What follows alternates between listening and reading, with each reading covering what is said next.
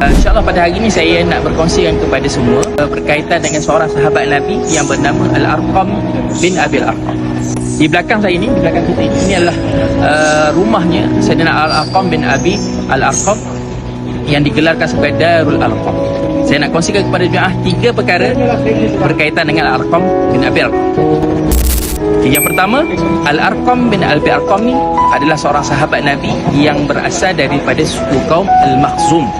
Yang mana suku kaum Al-Makhzum ini merupakan salah satu suku kaum kabilah Quraisy yang mempunyai pengaruh yang sangat besar di kota Mekah Al-Mukarramah ini.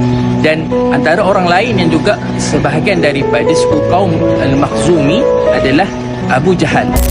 Yang kedua, tahukah anda Al-Arqam bin Abi Arqam menjadikan rumahnya Darul Arqam ini sebagai tempat pertemuan di antara Rasulullah dan juga para sahabat yang awal-awal masuk ke dalam agama Islam ini, menjadikan rumah Al-Arqam bin Abi Arqam ini tempat penyebaran dakwah Islam di kota Al-Mekah Al-Mukarramah. Dan Al-Arqam bin Abi Arqam ini merupakan sebahagian daripada sahabat yang merupakan as-sabiqun al-awwalin, sahabat-sahabat yang awal masuk ke dalam agama Islam ini. Dan yang ketiga, tahukah anda bahawasanya Al-Arqam bin Abi Arqam ni dia juga berhijrah ke kota Madinah. Dia juga menyertai dalam peperangan Badar dan dalam peperangan Uhud.